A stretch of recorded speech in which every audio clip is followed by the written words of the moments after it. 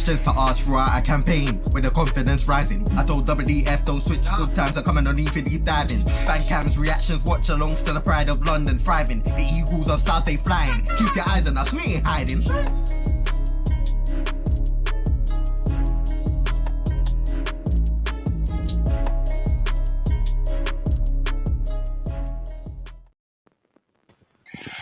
Yo, good evening. It's been a crazy day in the world of football. This is Get Amped, this is the fan calling show. And I tell you what, lucky to be joined, and rightfully so, by two Chelsea fans. OTC, my guy, how you doing? I'm very good. I'm in a fantastic mood. Yeah, let's go, fam. And making their debut. And, you know, I messaged this person very, very late notice, so thank you so much for jumping on. Ray, pleasure to obviously have you on the channel. Thank you. It's nice to be here. And like you said, I'm smiling as well. I'm having a good evening. We're going to start there, because I know we could dissect some of the other teams now, but as well later. But we have to talk about this decision. Graham Potter has been sacked. Now we're just having the Palace versus Leicester match reaction. Obviously, we won 2-1 yesterday, and the Leicester fans are like, "Why are they taking our shine? Rodgers has gone today, and now Chelsea have gone and sacked their gaffer and stuff." We'll start with you, OTC. Are you surprised? I mean, I know you're happy, but are you surprised it's happened now and not like at the end of the season? Like, what's your thoughts, Bro? I'm not. Here's the thing: when you're dealing with these new owners, you don't know their MO. You don't know what their overall patterns of play are. You understand? Yes, they got rid of Tuchel early, but Tuchel wasn't really their guy to begin with. So it's like, you know, you bought a house, so you got rid of the furniture effectively, and Tuchel was part of that for them. But the fact that they got rid of a guy that they signed a 5-year deal, I expected them to do at the end of the season at the bare minimum. At the very minimum. I thought maybe earlier next season, but they got rid of him. And I'm very, you know what? I'm actually surprised. I did not expect it. You know, when you're so used to it, you don't actually expect them to get rid of him. Because I'm just thinking to myself, the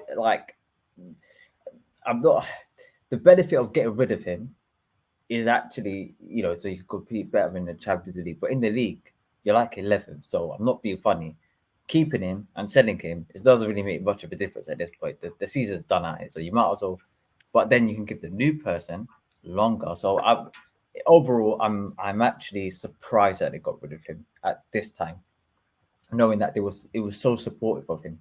It wasn't like there was a background noise and saying things like, "Oh, you know, there's growing pressures, there's growing concerns, or they're looking at him, or he's on the road." Nothing like that. It was literally just, yeah, we're fully supporting him.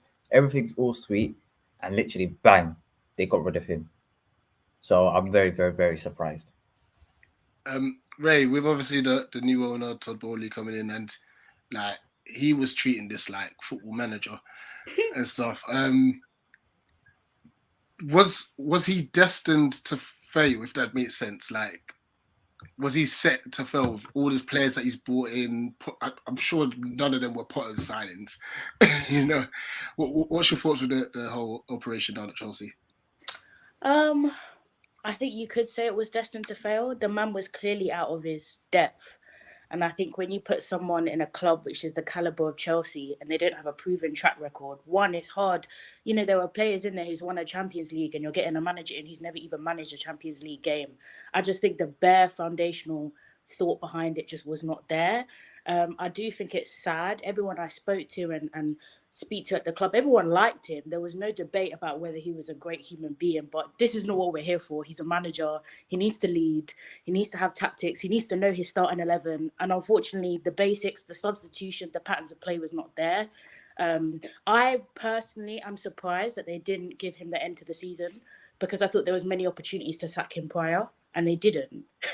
So to sack him after an Aston Villa loss, I don't know what happened behind the scenes to just go, okay, this is the one where we've had enough. But we'll see what the next steps are for the club. 100%. Leo, big up.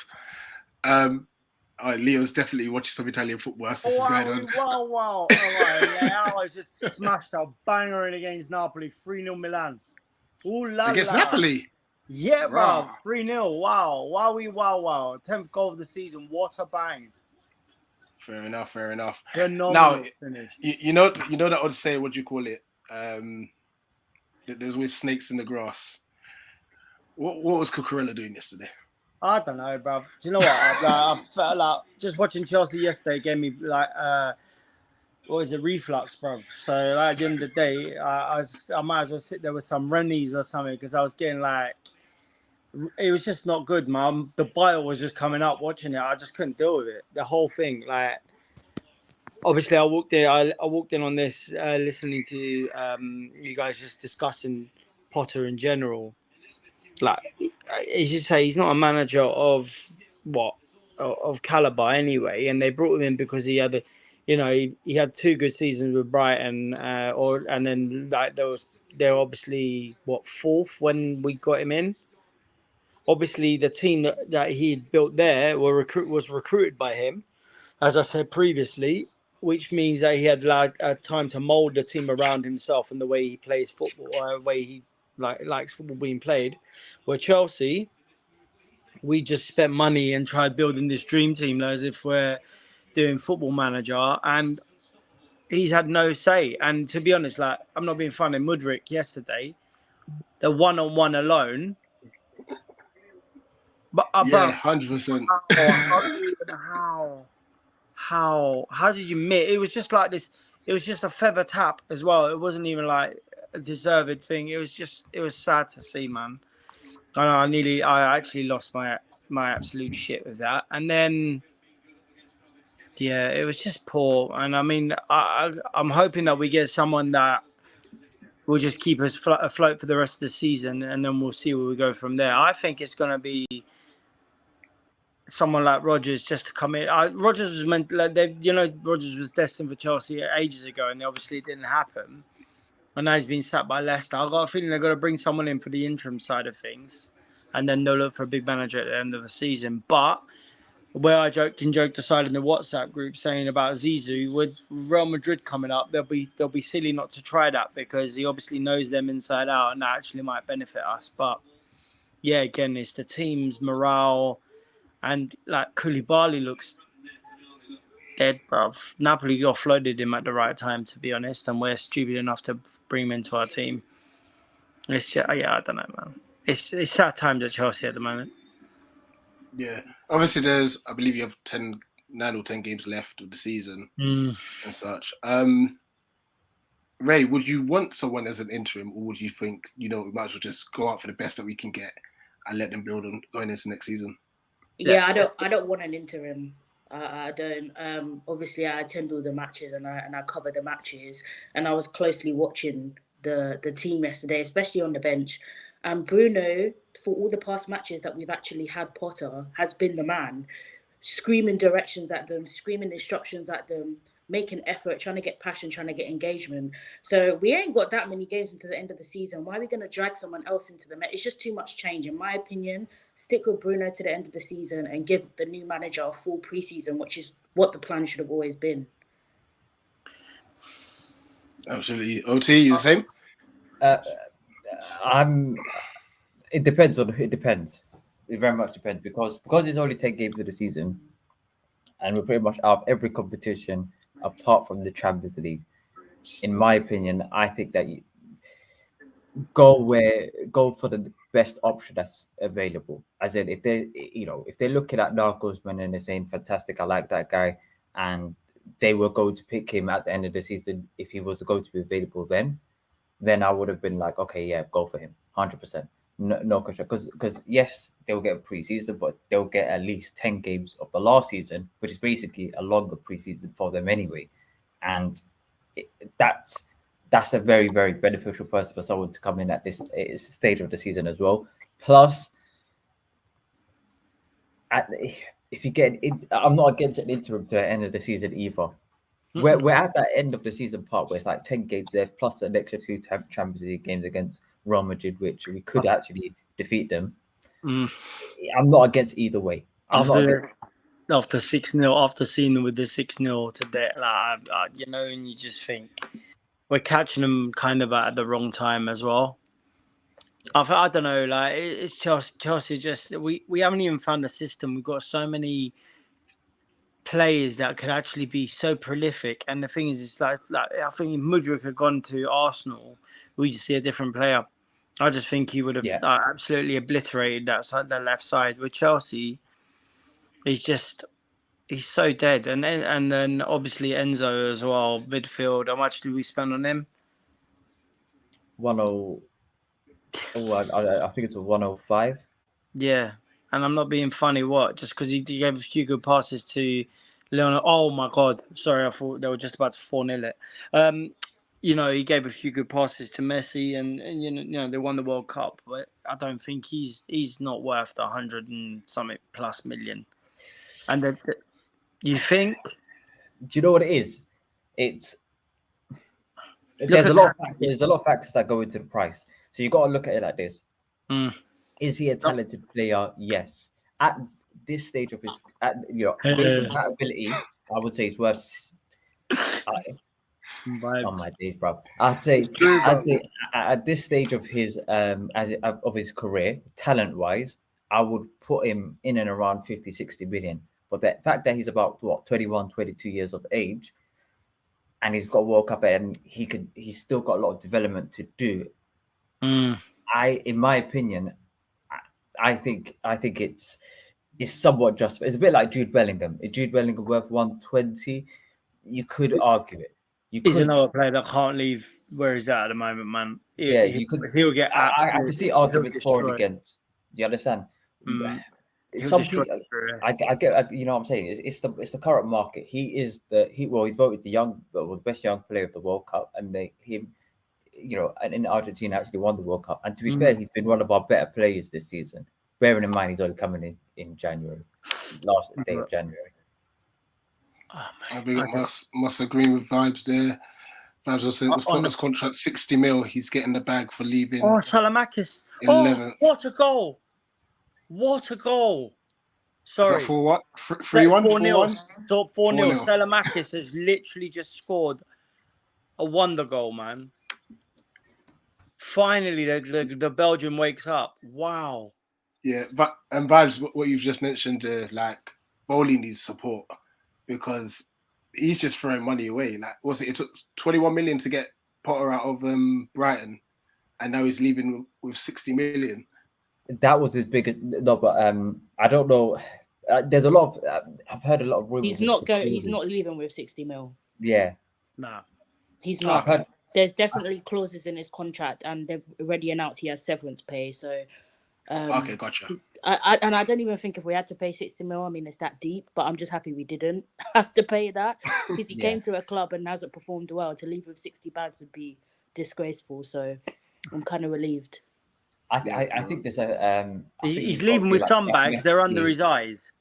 That's the only bags he's leaving with, man. Have you seen the state of his eyes, man? He's like they're dragging nowadays. That guy, like he aged on that bench, bro. He absolutely aged on our bench. Yeah, with regards to Rich, I think you were going on about Todd Bowley as well. That was the worst decision that Todd Bowley made because at the time frame of how it went, he joined the club and then he became the sporting director and he got probably some stat nerds donned, in the computer room on Football Manager telling him, bro, this man's sick, that man's sick, this guy's sick, that guy's sick. Went out and bought them. Then afterwards, he with Tuchel, it wasn't really footballing. They probably had beef behind the scenes. Tuchel probably swore at him and pushed him against the wall or something, and then he said, "Nah, you got to go." After that, he then decided to before he gets a sporting director and a whole recruitment team of directors. He ended up getting Tuchel Potter first.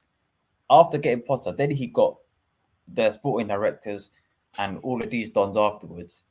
And that's where we ended up getting, I would say in January, we had a better recruitment than we did in summer. In summer, we got Sterling, Cucurella, Koulibaly, like Aubameyang, Zakar. Like we had some mad summer. But in January, we had like Badiashile, we had Enzo Fernandez, Mudryk, Madueke.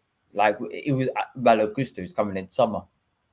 We had somewhat of a better January transfer, and the profile of players was a lot better. And for me, that mistake cannot be replicated because he's got a board of directors, if that makes sense. So it's not like right now they make the decision, and I think they made the decision on the past sacking. And they, you know, it's crazy as well that our director Christopher Vivell, was also the I think it was the recruitment director or technical director of RB Leipzig, who actually hired Nagelsmann before he went to Bayern Munich. Right. So they know him pretty much very well. So it's really, I'm confident if they go for him, that is a good decision, and if they don't go for him, it's a good decision either way. So I'm happy. I mean, we're gonna just refer back to the German system all over again. I mean, I was happy with Tuchel, to be honest. The guy won 3 trophies in 20 months, man.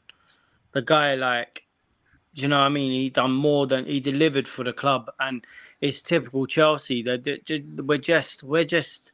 I don't get what our board do in general. We're like Di Matteo. We won the Champions League. What was it? And then he got sacked pretty much immediately. If you're looking at all the ratios of managers that have actually got a good win ratio, Villas-Boas actually had one of the best stats for the team, and he didn't even get time to do that. Anything with us. It's just I don't know what we expect from our managers. They deliver trophies and you know, Conte done 2 trophies and then he got sacked. Ancelotti done the same. It's just mental. Like, I don't get what else they would want from the managers. Once they deliver trophies, you can't do year in, year out winning something, because at the end of the day, it's football, isn't it? Your team's got to refresh as well. Sometimes it's just about rebuilding and just going forward again. Not being funny. Like, we looked at Man City at the beginning of the season to where they are now. We thought they were dead in the water and there was nothing happening. Pep somehow managed to, being given time and still do what he's doing with the team that he has. And he hasn't done much buying or selling, but it's because he's been given time and the board believe in him. Where we don't believe in our managers, we just get them, pay them shitloads of money, and expect them to, excuse the pun, wave their magic wand, and then boom, that's it. We're going to win everything because, he's managed to get Brighton to the top 4 before he left. Sometimes I just think it's Cloud Cuckoo land. And we can't just throw money at everyone and think, we'll just pay you 60, whatever. You just come over to us, but you have to give everything within the few months. It's not going to happen. It's not going to happen. You've got but there's a threshold. There's a threshold of performance that you've got to meet. You've got first and foremost. You said it's same old Chelsea. You have to understand that a lot of the sackers that you mentioned with all the DVT or all of these guys were Roman and them lot. This wasn't Todd Bowley, so I can't really put it on them and for the previous mistakes of Roman and them lot. Plus, they gave when it comes to Graham Potter, if anything, number one, Roman would never have hired Graham Potter to begin with. He would have looked at the CV and said, nah. He would not have hired him to begin with, number one. And also, he would never have given him this amount of time to drop down the league table. Bearing in mind, he came in September. So there's no excuses at that point. Tuchel only played in the Premier League, I think, 6-7 games. 6-7 games. He came in September. And now, we're in April. And I'm honest to God, we've seen no improvement. And you've had 50 man in your squad. Bro, this is 1994, 95 season. I was 10 years old when this stuff was happening, man. Like, I'm not being funny. I'm now 39. So, see Chelsea looking, 11th in the league at the moment. It's been, as I say, I had hair when it was happening, and to see it happening now, it is so sad.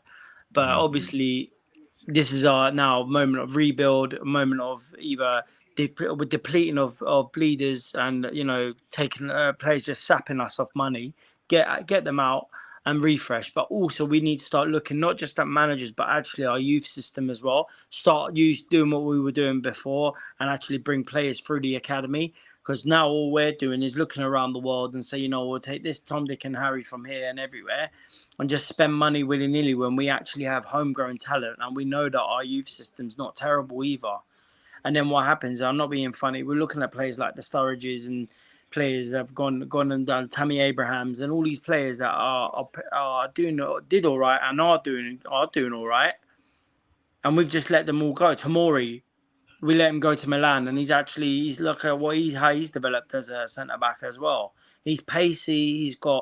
He's continuous. Yes, he's not always going to have the greatest games, but when he does, like he rarely has bad games. And it's just we look at the names and not what we have homegrown as well. And I think that's not just Chelsea. That's just the English system in general. The Prem, it's got really bad for it. And only positive thing I want to take from Chelsea is it's nice to see our number 7 back. So it's nice seeing Kante back on the pitch. He looked like he's over his injury. He looked like he's mobilising well. I think him being back is going to be our midfield is going to shape around nicely again, and maybe he'll start influencing players again. Cool. Right. Just quickly for the Chelsea fans before we bring Tariq in, who is obviously buzzing at the moment with Arsenal. If you had to bring one manager in, and let's assume this for next season, who would you want taking the reins at Chelsea? OCC.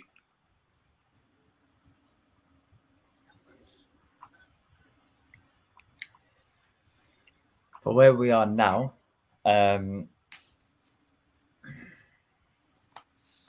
we need someone to come in who's not going to be a checkbook coach, who's going to effectively utilize the squad that he's got, who's good with young players, and can build a system for just basic, material in front of him. I'd say right now for me, Guzman, I just see it as right now it's just a clean fit, a perfect fit. I think it would work. They've worked with the directors before in terms of some of the plays, and Kunku's gonna come, so he's worked with Kunku as well. Like for me, it's almost just like a perfect fit. I think now Guzman is ideal. Cool. Ray? At this point, I don't have an exact favourite. I don't think I can say at the top of my head who's going to be a perfect fit, because, of course, in our summer transfer window, our team's going to look completely different as well after we unload all the deadwood. I don't know. All the managers that are circulating besides Pochettino, I don't mind. Like, I don't mind Nagelsmann. I don't mind Luis Enrique. I don't mind these people. But obviously, there's a lot of PR circulating online. We don't actually know what the owners want. And a part of me thinks that the owners want a certain profile of personality to work with. So I'm also bearing that in mind. So right now, I'm going to take the fence and say I don't think there's a perfect manager.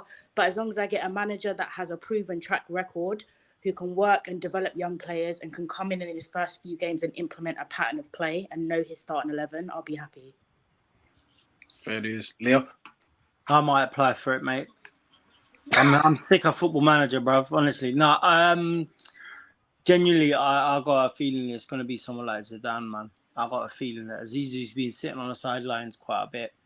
And I think if you're looking about how he does it, he's very influential with young players, but also with players that are long-standing. So look at the likes of what he's done with Modric and Real Madrid, and built the team around what's already established there. And I think if you've got someone like Kante that you can build around, you need someone that understands. We can't build around Kante, bro. Kante's on his last legs, bro. Kante's like, yeah. But so was we all thought Modric as well, man. Look how old he is, but look at what he's doing still. And this is what you got to think of.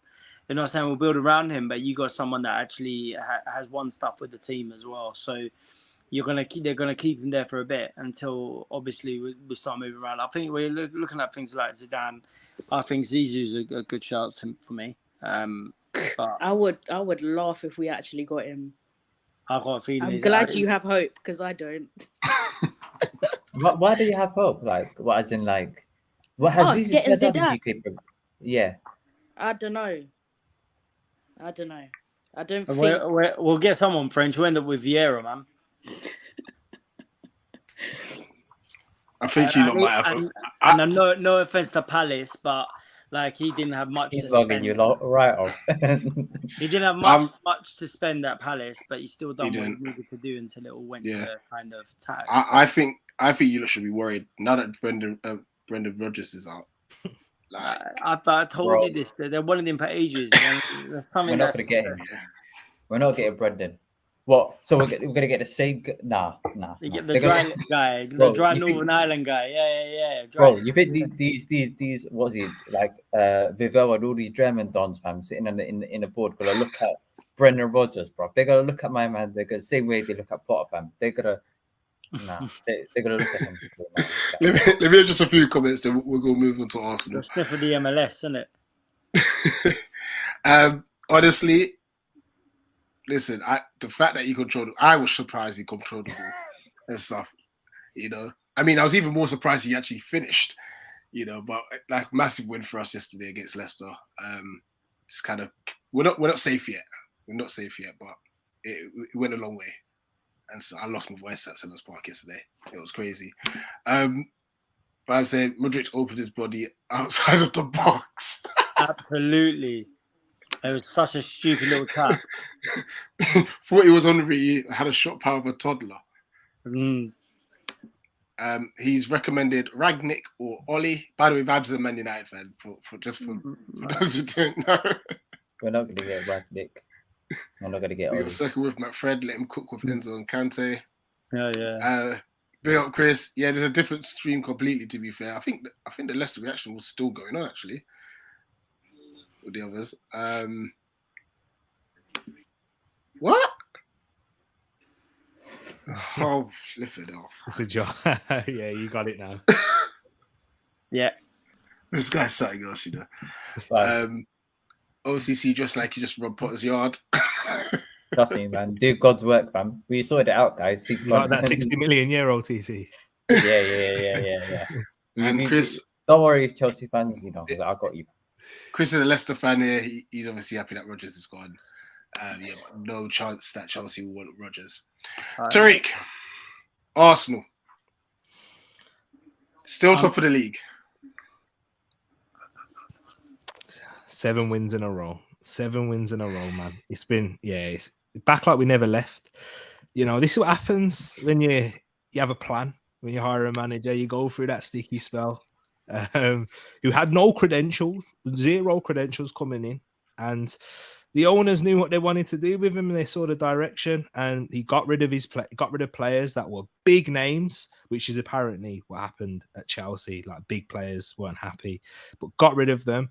So because he knew that the direction that the club was in at that time was going down, and he knew that if I'm not having you, I'm not having players on board, we'll get rid of you. And the owners backed him. The people, the hierarchy backed him all the way.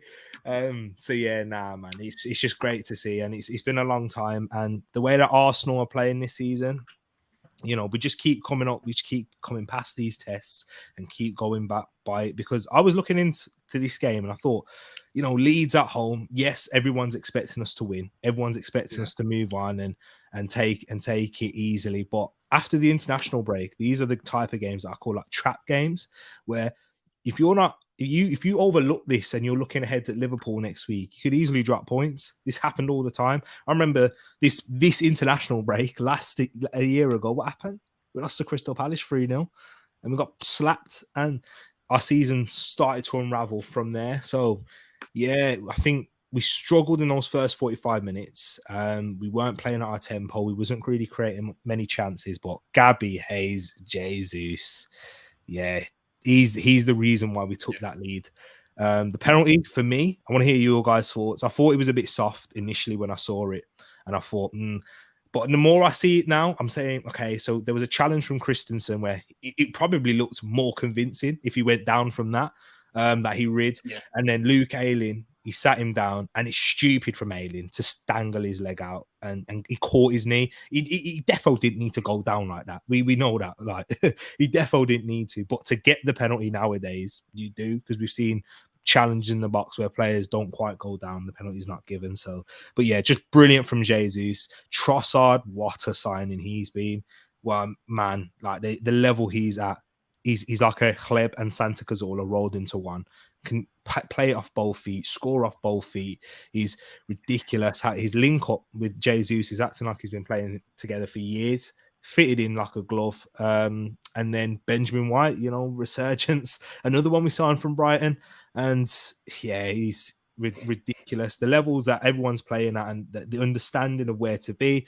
Like Trossard will pop in the centre forward position, and so will Xhaka. You'll see Ben White right wing, and you'll see Erdegaard on the wing on the left or right. Zinchenko, no one knows where he's playing. The fluidity and the understanding from this young Arsenal team is on another level, and all credit goes to the players, but Mikel Arteta in setting us up in that way.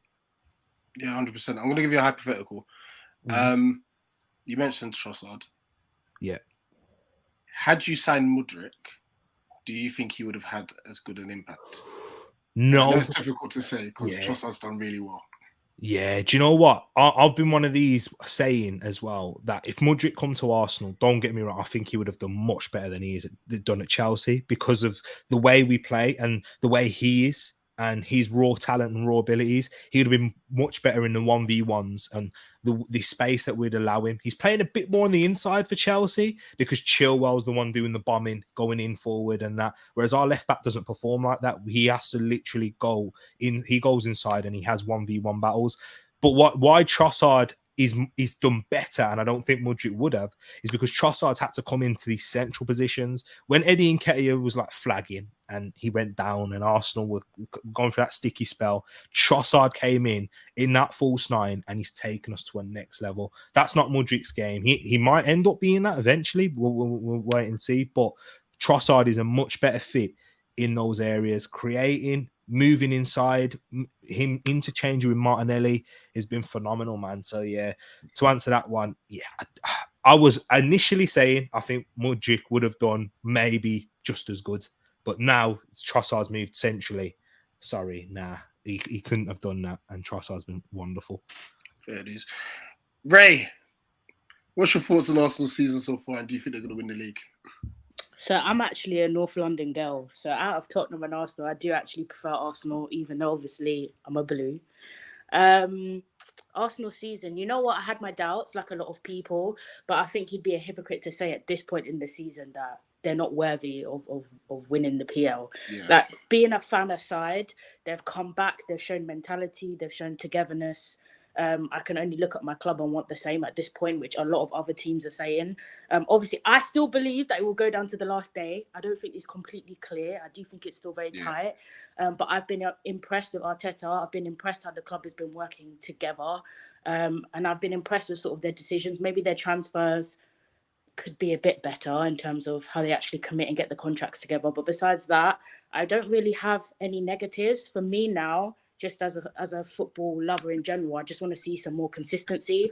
As in, I want to see Arsenal do it over a few seasons now, not just one. Because I would hate for next season, the title race is between two people again. I want to see United up there. I want to see Chelsea up there. I want to see Arsenal up there. I want the PL to be exciting again. So I'm impressed with the season. I'm not going to be a hater. That's rare, you know. That's big. Big I'm used to it because I work in football. I'm used to having to be unbiased now, so I just go with it. Yeah. No, we need to get the bias side back out of you then, just for these shows. And stuff. Obviously, see Arsenal win the league. Arsenal winning the league. 10 games to go. How many games are left? I think it's about 10. 9 for Arsenal, 10 for City. Yeah. It's Liverpool away next, I believe. Yeah.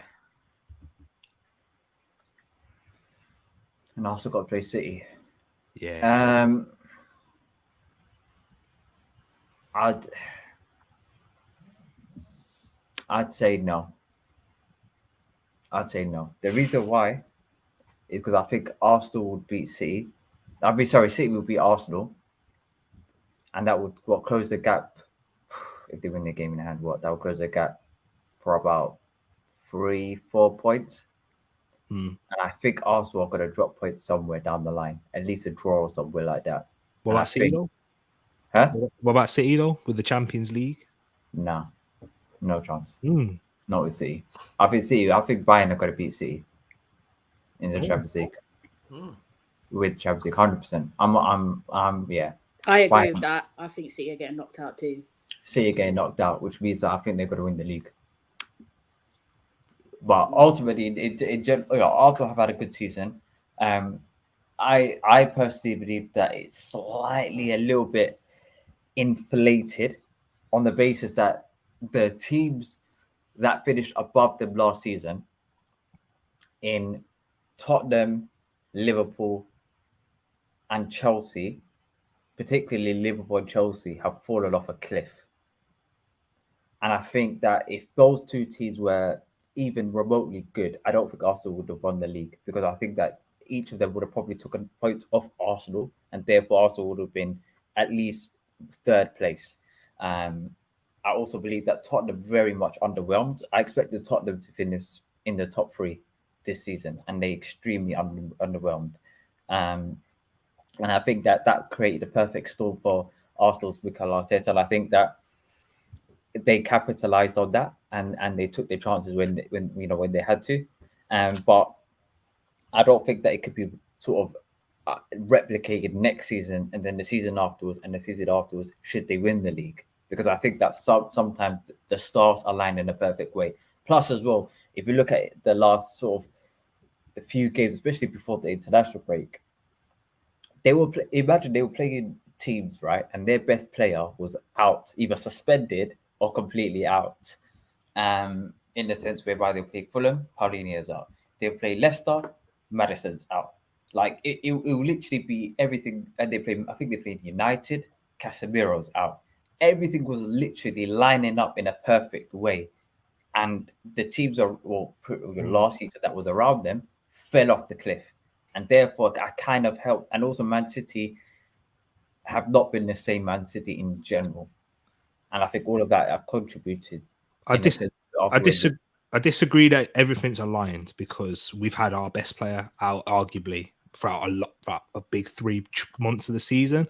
We've missed Thomas Partey in big games when we played Manchester City. I don't think Partey's your best player. Oh, no, but you just said Casemiro. Partey is that for us, and Partey arguably has more roles and more responsibility in that position, just like a Rodri does for Man City in that position. Because Casemiro's he's not the man who progresses the ball forward for them, whereas he's the one who breaks up play. Partey does all of that for us, and you can see him when he's missing, and you can see how our performance drops when he does miss. And even when we brought in Jorginho, he's done a good job.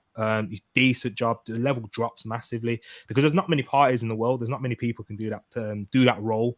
Even good players like Calvin Phillips can't do it in Manchester City. He can't even get a game because it's very advanced, and it's something that it's hard to do that, and so much responsibility.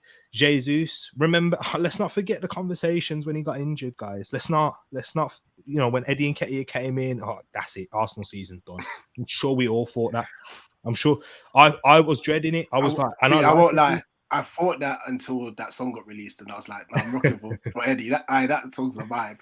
Yeah. And then he stepped up in the big moments. We had Zinchenko out injured as well, and you've seen how integral he is in this team.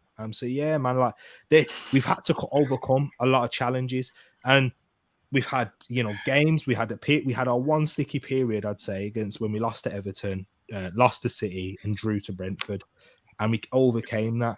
So we have.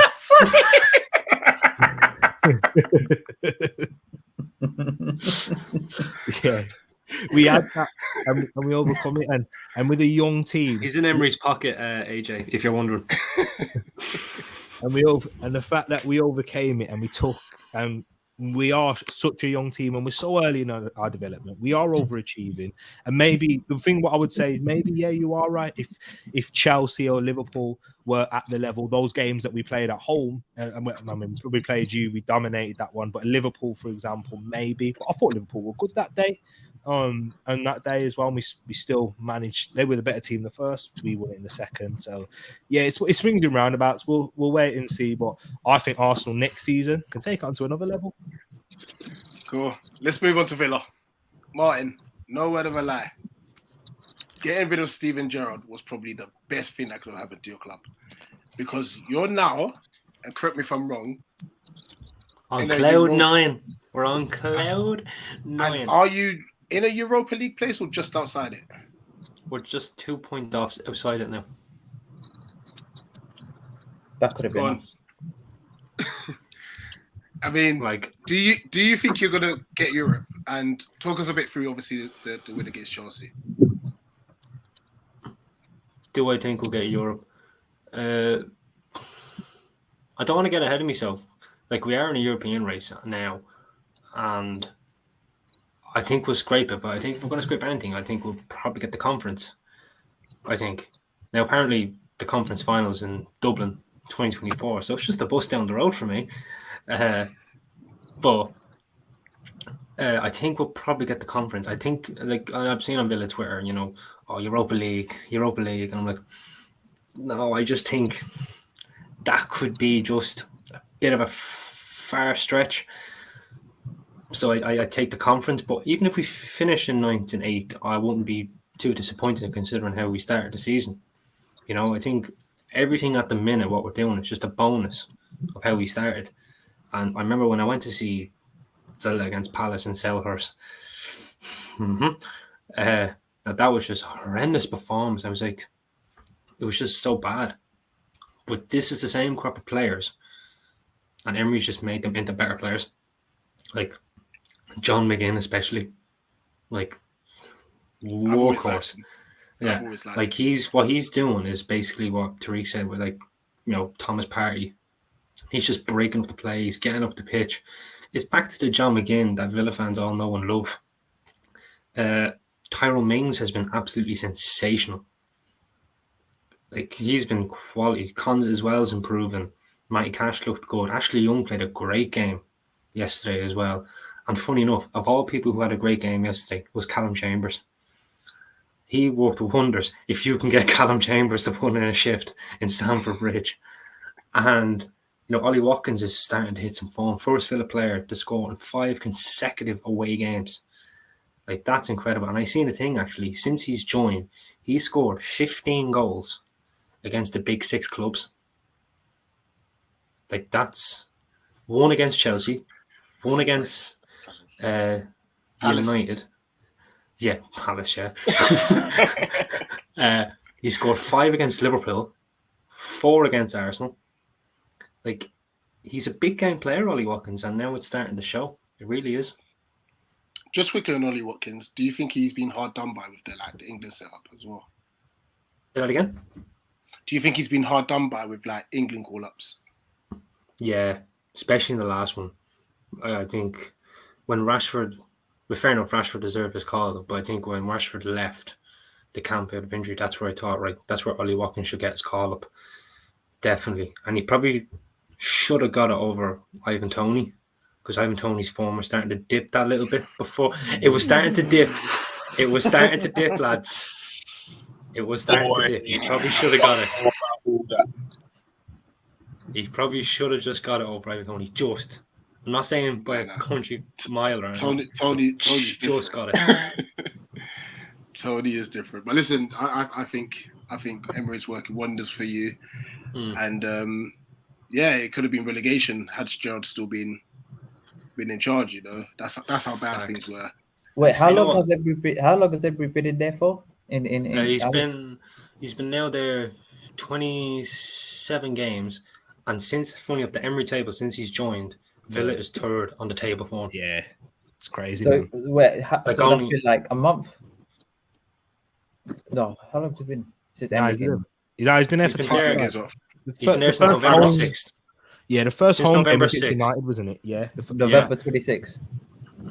So yeah, November just 6th, before the World Cup. November 6th. Okay. Just before the World Cup break. Yeah, that was his first home game against Man United. And that's the thing with Emery, man. Martin, yeah, he's been brilliant, and he's done even better than I thought. Like, the question that you'll see with Emery, whereas I saw he started brilliant with Arsenal. We had like 20 up plus games unbeaten. But it's what he does how does he implement his style? Because you've probably seen it, he's very versatile in his tactics, right? And sometimes that confuses the players a little bit. And you kind of need quite a bit of squad depth, which Villa do have, in all fairness, at the moment, because he's done really well with the tools that he's got there. That's the next step. Next season, can he do it again and build on it. Not necessarily do as well, because if he's going to try and implement a style, it may take a little bit of time, and he needs to get players in as well. But yeah, man, he's done a good job. And if they do get in the Conference League, boy, that's one of. It's a shame Arteta's done what he's done, because there's been some really good managers that could be up there for the Manager of the Season award, and Emery deserves it, because you guys looked down to me at one point with Steven Gerrard. Yeah, like literally, Gerrard. I remember he was saying I can't remember whether it was October or September, when he said, "Oh, Chelsea should be coming to wipe the floor with us." Fast forward, we've beaten them 2-0 at Stamford Bridge. Majon put a pile driver into the back of the net, and guess what? Potter has been sacked. Yeah, so we've discussed it already. But to be fair, the Chelsea fans are happy. They're happy about it and stuff. Bro, I thank you, Martin. You've done us a favor, mate. You've done us a favor. Bit like Potter, he's just gone off the canvas. How long have you had that one brewing? My goodness me. Not as much as this one. AJ looked like he's after going for a hit and run. Hey, listen, mate, the secret, it's not a crime if you don't get caught, mate. Don't worry about all that. AJ. I'm going to use that. AJ, yesterday, absolute seeds. Oh, mate, I saw a meme on Twitter of you, Richard, mate. You know what I mean? The old before and after. Lucky for me, I sit in a place where the cameras don't face, so I'm all right. But you still going around contemplating life after that game, are you? Hey, mate, listen, I nearly fell down the stairs and broke my ankle a few times. I was going crazy. Oh, man, what a weekend. What a turnaround. You know, I'll be honest, I'll hold my hands up. You know, I was really disappointed in losing Vieira. And then all the politics of the board started coming out. And I was really low, to be honest with you, especially in terms of football. And to be fair, Hodgson's proved me wrong. I have to put my hands up. You know, the players look happier. They worked harder. All of them essentially stepped up.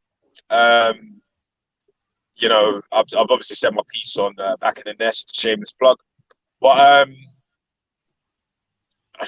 happy, man. I'm really relieved. You know, they put a smile on my face all weekend, man. These players stepped up. It's a shame about Wilf.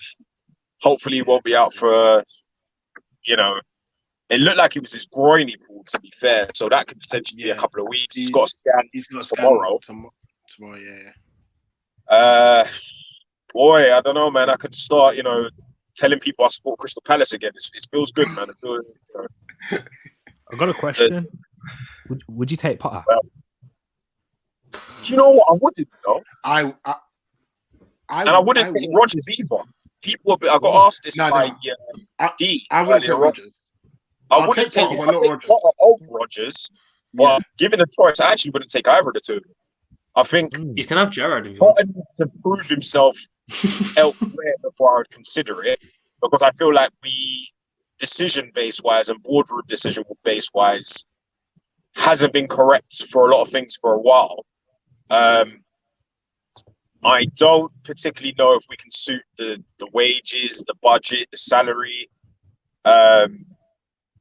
I do like the idea of bringing in Potter for a project, because I think that obviously Brighton gave him that time to operate in a project, but I don't know if he's maybe damaged his. Maybe he's lost his. Not lost his mojo. Might be a bit of a mad one, but I feel like Chelsea might have mashed him up a little bit, might have humbled him, which does happen with, you know, progressive managers. Once in a while, they go into a bigger club and they get exposed. You know, and unfortunately for him, he's gone into Chelsea where they want results now. He was at Brighton where he was able to take time and progress. Even at Osterton's, he was able to take that team from mediocrity, and he was given the time, the effort, the support the board to be able to build and create a project. I think fans would probably be against it, and the Brighton links. I know it's a petty link to kind of worry about, but for us, he'd be box office. But I don't know, man. I feel like he needs a bit more time away before considering bringing him back into the fold like that. Yeah, he might need to go and reassess where he's at before coming to. I think he needs a break. We need somebody that's hungry and wants it now. And I would rather go out there and go and get. I know Fonseca's not really a long-term project manager. He's kind of more of a right-now manager. But I'd rather go and get somebody a little bit different in terms of progressive of what they do. You know, I want somebody to look at our team and be excited. Adi Hutton might be a shout, you know. Hutton is a good one. I like the look of him. He's done some really impressive things at Mönchengladbach.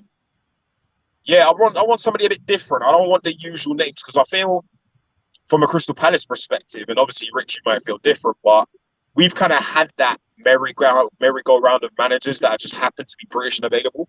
We've had the Pardew, we've had the Pulis, we've had the Warnocks, and all of those guys. I kind of want to get away from that. I kind of want to do something different. Whether that works or not, you know, I think we need to sort out whatever's going on our boardroom first before we start thinking about who the next manager's going to be. 100%. Hopefully they're doing this time now to maybe catch things up in the background and sort things out. You know, but Brendan Rodgers and Graham Potter, you're recycling the idea. They'd be cute and they'd be fresh for about 12 months. And then I feel like Rodgers' ego would get in the way. And I feel like Potter, he's a little bit still sore. Like, you got to let him go away for a little bit and sort himself out before I'd consider bringing him into the fold again. No, definitely. Yeah, you don't want Potter, fam. I'm telling you this now, Potter. Oh. It's crazy because a 10th place finish for us is nice, you know. 10th place. Yeah, remember, your Potter is different to our Potter, sort of. Nah, dude. Imagine, bro, you lot, yeah, are going to get VAR decisions put against you. You lot will lose like 2-3-0, and he's going to come out in the interview saying, yeah, man, the boys gave it everything. Oh, yeah, that's just life, bro. Nah, you don't want that. You don't want that, bro. You have your punch your walls, man. He ain't working with about 40 although I players. do got to ask the question to the Chelsea fans then. How does it feel to go back to the old days before Abramovich? Bro, it's good to for be those back, kids man. old enough to remember that. Bro, if it was up to me, to be fair, if it was Abramovich, Potter would have cut a long time ago. He would have left before the World Cup. It would have been Roman has got no chill. We would have left before the World Cup, but not let him drop to 10th, bro. 11th. Correction. No problem. All right, before we all go, because I know everyone's very busy in that. I kind of ask this every week, but I think it's even more prevalent now. As such, I don't smart to read because it's not who's winning the league. Especially after this week's fixtures, and don't get me wrong, AJ, you might think the same. I don't think we're out of it yet, but yesterday's result helped. But what 3 teams are going down? Southampton? Southampton are gone. Go on in it, AJ. Then sorry, my apologies. No, go on. No, please. I'm thinking. Yeah, Southampton are gone for me. I think Leeds are gone. And you know what? I feel like it might be Leicester, you know? I was thinking Bournemouth, but I feel like Bournemouth got enough. I think they'll go through that second season syndrome next year. Because they've got a ceiling, but I feel like they just got enough to get over the line. I feel like it's going to be one of their mad last day things. Because from what I saw from Leicester yesterday, all right, apart from Maddison, who else is cooking in that team like that? They've all kind of just lost their way.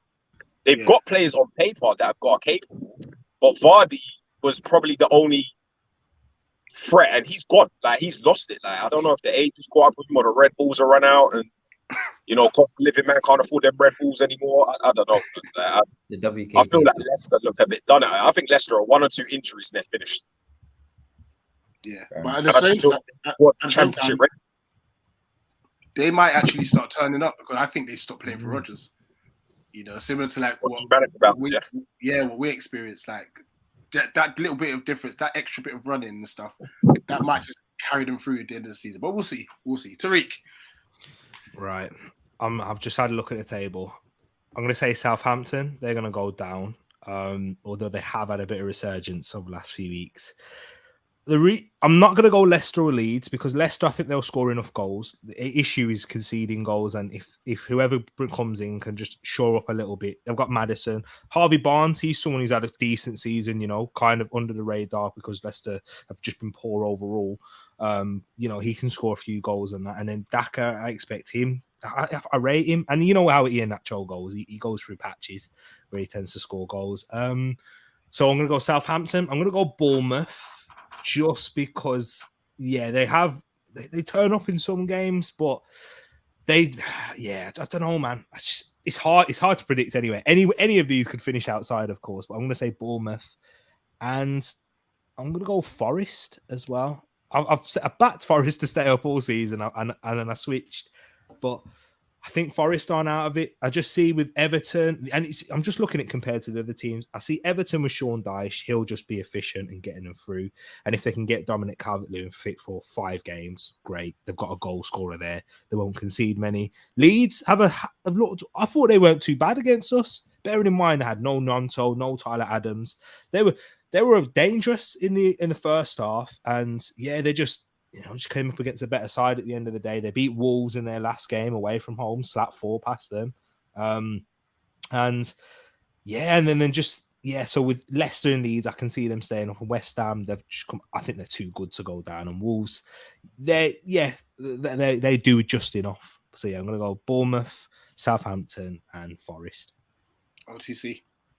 Do you know what's bad? At the start of the season, I had my bottom 3 to go down was Southampton, Forest, and Bournemouth. And I am still sticking with it because every other team has given me good enough reasons that they're going to stay up. Leicester, I think they may go through like a purple patch. The same way before the season that they were about to get relegated, as they won the league the following season. I think it's going to be a similar situation with Leicester. They're going to win the league next season. No. They're just going to go on like a I don't know 5-6 game winning streak and then escape relegation. Everton, Sean Dyche, they're going to stink up the gaff, and then they're going to get avoiding relegation. Leeds have got goals in them, so yeah, I think they're going to stay up. Everyone else, with regards to West Ham, Wolves, Palace is too far out to get relegated. They're way too far out. We're not, No, I'm telling you, you're too far out. Nah. Not on point. On position. I hear what you're saying. Bro, listen, it's not just listen. Until I see guaranteed non-relegation, I can't. Yeah, I've got faith in Palace. The only one concern about Palace is that they said Mateta and these stuff. Yeah, but Zaha could switch on a couple of games and then see off his Crystal Palace career. I don't know if he's leaving this summer, but that's what I'm hearing. But overall, yeah, I agree with Tariq, and probably it's the same prediction at the start of the season. Southampton was a wild shot at the start of the season, because Southampton, everyone expected them to be like 15th, 16th, something like that. But I just said, you know what, Nottingham Forest, Bournemouth, Southampton, they're going down. Southampton, you can't avoid this much, bro. You can't escape relegation every single season, bro. It catches up to you. Ray? Yeah, I have to agree, to be honest. Southampton, for me, are definitely going down. Bournemouth, I'm looking at their April matches. They have Brighton at home, then they have Leicester away, then they have Tottenham away, and then they have West Ham at home, and then they have Southampton away. They're lucky to get 3 points from even those matches. So that's what I believe as well. I mean, I saw the Everton, the comeback, the 2-2 against Chelsea. I mean, I know we're not playing our best, but I saw effort there. I saw them playing for the manager. So I think they will avoid it. I don't know, Forest don't give me a lot to believe in. I'm not trying to be a hater, but I don't think they just have the consistency and, I don't know, the flavour to get through this tough period. And Leicester will pull through. I think getting rid of their manager was a cry for help. Yeah. They have individual quality, which you know what really does matter at the end of the season. These players that just step up and bang a few goals in for you. A lot of teams, including City and Arsenal, are conceding, where the Premier League, at the end of the day, the smallest clubs can score against you. So I think, Leicester will definitely scrape out of relegation. But I will say, James Maddison's definitely gone. So good luck for them next season as well. For his own sake, he needs to be gone. He needs to run. Seriously. Just to add on that, the final thing I say for Forest, they're the worst away team this season, and the only home games they've got left is Man United, Brighton, they've got Southampton, and Arsenal. Yeah. So they get their points at home. You know what? They're hard home games. Bye. The only reason why I debate that is, you know what? When that crowd gets behind them, you know, that is no easy place to go, you know. I feel like they've got that kind of 11th man vibe to them. Essentially, like, I mean, Richard probably can relate to this because obviously I'm referring it from my own preference, but you see how we were just loud yesterday? We were just pumping and pushing the team. Even when Wolf came off, I feel like they've kind of just got enough. I don't think, and the thing is, Man United, barring maybe Arsenal, I think Arsenal's wrapped up the league, by the way, but in terms of the other big boys that go there, I think they're capable of a banana skin there, you know? You know what? I think they needed to win yesterday. I think that Wolves draw, I think that's cost them, because I'm going to say my three. I think Southampton are gone. I think Forest are gone. And here's my outside shout. I think West Ham are gone. Hear me out. Here's their fixtures. Right, so they had a Southampton game, which I expect them to win. Newcastle at home, Fulham away, Arsenal at home, Bournemouth away, and now Bournemouth's home form's decent. Liverpool at home, Palace away, United at home, Brentford away, Leeds at home, Leicester away, and Manchester City to be confirmed. It's crazy because some of those teams actually struggled against West Ham historically, which is quite weird. Yeah, but Man United, I think, is one of them. This West Ham at the moment, but I will say, I watched the West Ham Southampton game. Don't know why. West Ham were they were so bad. Southampton were a better team. Southampton were the better team, bro. They were the ones knocking on the door, creating chances. West Ham, they scored. I know they scored and they won from a set piece, but they were terrible. So it's a shout. I don't know, man. I feel they got the quality to score, and in those moments, that's the only thing. Yeah. Right. Listen, big up to everyone who joined in. I'll give you the space to shout out where they can find you. Starting up my bro T. Hey, now big up Rich, man, each and every time, and big up the guests and the callers, man. I really appreciate it. It's always nice chatting as well. But yeah, you can find me at Tariq Talks on YouTube and on Twitter. There it is, T Talks 20. Drop us a follow there. You'll see me being when on Twitter, I have to behave in my environment. You have to be a bit mad from time, but yeah, not too mad. But yeah, give us a follow there and subscribe over at Tariq Talks. Really appreciate you, Rich. OTC. All right, boom, let's do this. Hold on.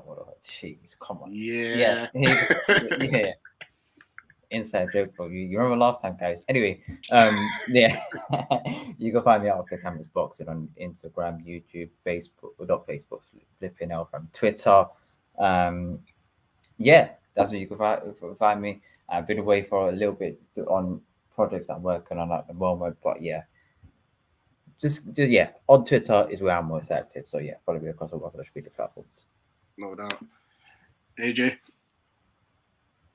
Yo, AJ Baps. You can find me on Twitter. Sometimes I choose violence. It is what it is. You can also find me on Back of the Nest on YouTube with D, Patrick, and all the lads there. Stan and T.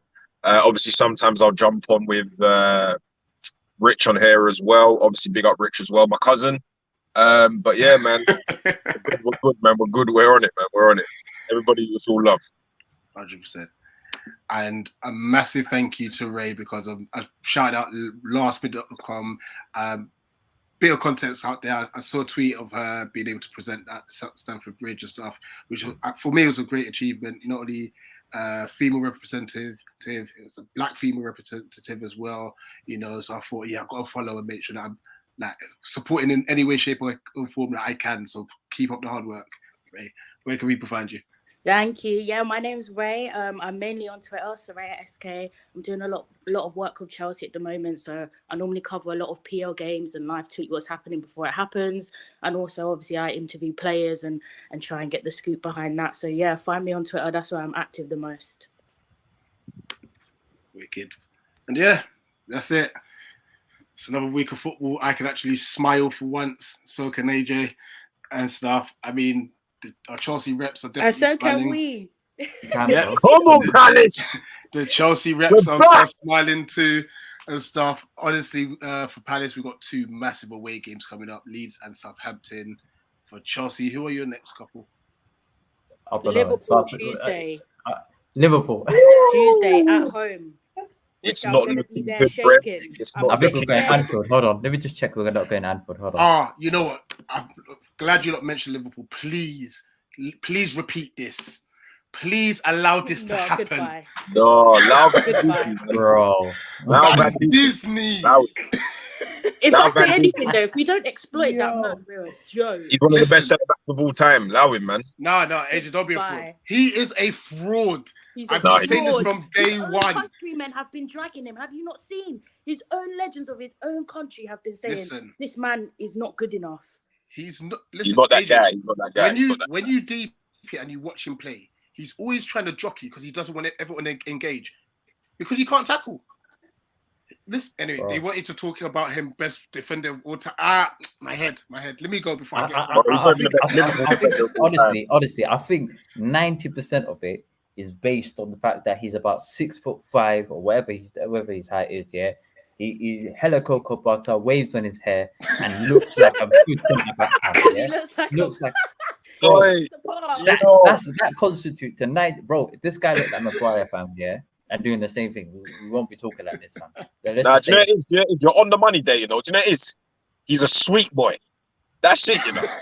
Man, Disney's a sweet boy, you know. So everyone's getting all mad, like going on like he's that one. And obviously Troy Deeney didn't help, talking about, oh yeah, he smells nice and he's big and strong and that, bro. Bye. That's not even the sauce, you know. Bye. But he's not that guy, bro. He's probably not even the best Liverpool defender of all time. Let's calm it down a bit. He's not. Listen, respect Matip, you know. Respectfully, All right, let's not go when that everything happens, he looks confused and he looks at everyone else. I don't have time for Thank you. defenders like He's that. always blaming someone else. Take some ownership. He never does. Please, he stresses me out. 100%. Listen, let's get out of here. We might have to set up a Van Dijk slander stream, you know. Listen, I'm here for it. We just Listen, get our kicks in. Let's not get ahead of ourselves because let's see Tuesday's result, please. No matter how poor Liverpool have been, I am worried with Bruno at the realm. Let's see. Now, don't worry, man. It'll be like watching a sandwich on Tuesday, innit?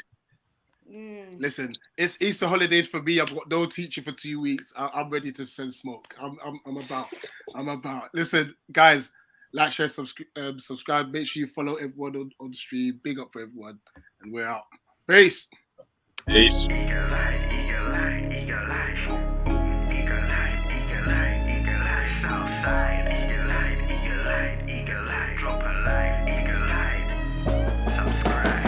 Questions to ask, RHEA, I campaign with the confidence rising. I told WDF don't switch, good times are coming on even deep diving. Fan cams, reactions, watch along, still the pride of London thriving. The Eagles of South, they flying. Keep your eyes on us, we ain't hiding.